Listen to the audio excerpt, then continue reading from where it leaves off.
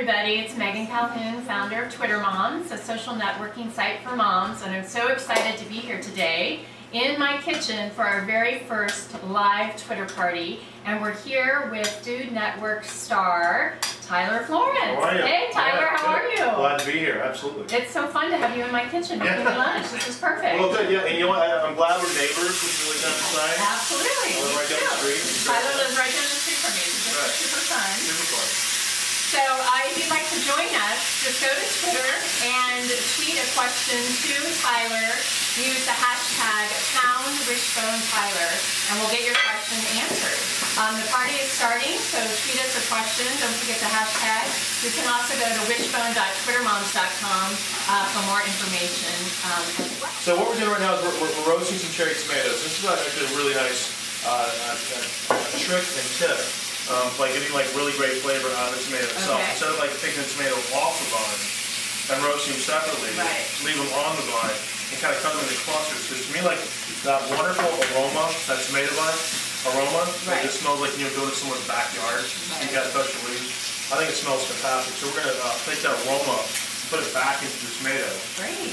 Roast it in the oven, 350 degrees for about like 20 minutes, just until the tomato starts to burst. Right? Okay. And we'll let this kind of cool down, and those can be part of a big arugula machine salad we make a little later. Oh, okay? Awesome. Yeah, great summertime flavor. So they go in the oven. Right? Yeah. Boom. And then what we're making now is some simple grilled chicken. This is like our other salad we're going to make right now, which is great. And these are boneless skinless chicken breasts. We're looking at healthy, a lot of fat, good protein. And I took the chicken and I seasoned them up really well with salt and pepper, and added kind of one of my favorite, like when I'm cooking at home, right?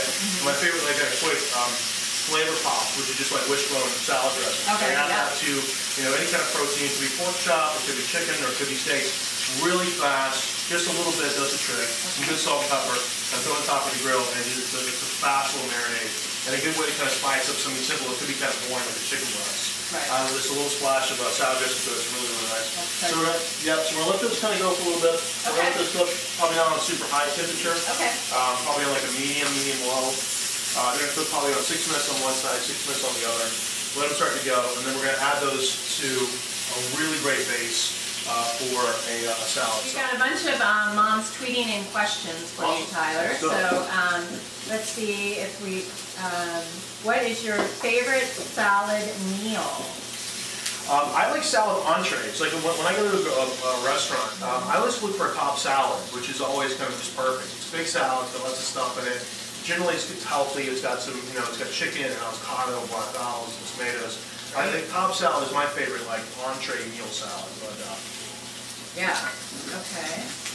And then let's see, we also have moms across the country having parties in their kitchen. That's fun, right? Yeah, and they're dying to ask you some questions. We'll get to them. We have Melanie in Boston. Hi, Melanie. And she is known as the coupon goddess. So she's got some great tips on how to save money at the grocery store. I heard about her. For me, like saving money at the grocery store, it's all about, like, I think you got to shop the recipe. Yeah. To me, I think a lot of people waste a lot of money just going to the grocery store because the refrigerator is empty and they have to.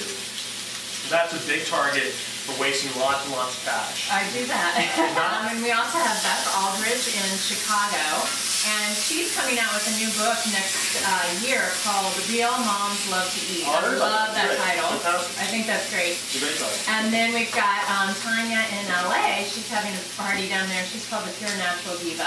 Right. So she's all focused on pure natural foods. Fantastic. Yeah. So we got some good people out there in the country. Yeah. And let's see what other questions we've got for you coming in. So tell me you're a very busy man, Tyler. You've got several shows on Food Network. You've got 5 cookbooks out. I love your store in the Valley. Oh, thank you so much. That's awesome. Yeah, so what's the latest project you're working on? So we're working on a bunch of things right now. We are opening up 3 restaurants in the Bay Area. Oh, great. Oh, I'm excited. Yeah, so we're taking over the old Rubicon space in San Francisco. Okay. And we're opening up that in about 2.5 weeks. So we're very, very busy with that project. Awesome. What's it called? It's called Wayfair Tavern. Okay, Wayfair Tavern. Yeah, so we're building like an old American restaurant. I love it. Which is cool. Yeah. So walking as a restaurateur, walking into a space, I usually let the restaurant tell me what it should look like. So walk into what was one of the best restaurants in America, Rubicon, and really deciding that what it really needed to be like a very old American restaurant was kind of an easy decision to make. So our architect and our designer did a lot of research on what old restaurants look like before the big earthquake in 1906. And we came up with lots of great imagery to start from, and we built this restaurant that feels like it's 500 years old. Oh, that's fantastic. Yeah, it's kind of cool. It's a very romantic, very like rich colored, like great American food. It's gonna be fun. Yeah, so the menu is just the American food traditional. Yeah, well, in a traditional sense, but also really kind of interesting at the same time. Like we pulled a lot of old menus. We had to do a lot of research. It wasn't very easy to find too, but we found old menus from hotels and restaurants in San Francisco from between 1890 and 1906. Okay. And used that as inspiration to really kind of come up with something that felt kind of fresh and new. Right. So the Coupon Goddess, our hostess in Boston, wanted to know what Tyler's favorite Boston restaurant is. Favorite Boston restaurant? You know, I'm a big Thai English fan, so like to me, I would have to say Olives. Olives, yeah. I really like Thai. That is a great restaurant. It's a great, really amazing place. Okay. Yeah. Cutting up some lettuce here. Yeah, so this will be the base for our grilled chicken salad we're gonna make, which I'm really kind of into, like big entree salads. I think a lot of people when they make salads, like they chop them up too fine, like the point where you can't even really recognize what it does anymore. Right. And I like to leave them really whole, so it feels like, you know, even if you're going sort of the diet route, kind of switching out from protein for vegetables, it still feels like something substantial. You can really recognize what it is. Right, absolutely, big and filling. That's right. And we finally got our kids to eat salad now, so that's great. Oh, that's good. 5-year-old, 3-year-old that loves salad. So, yeah. You know, it's such a healthy, easy option for moms to make their kids. Yeah, my kids really love salads because we kind of give them that to eat. You know, we don't really give them, and sometimes we don't really give them anything else.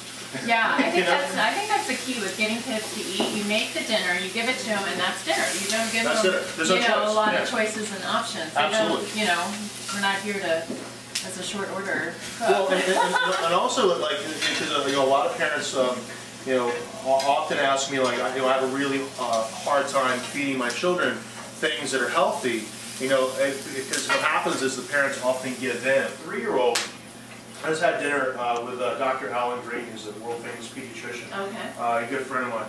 And he said something to me I thought was pretty fantastic, that children, by the age of 3, have made a clear decision on what they'll eat and what they won't eat based on what their parents have given them as an option. And it's a natural human defense mechanism that is it's almost primal.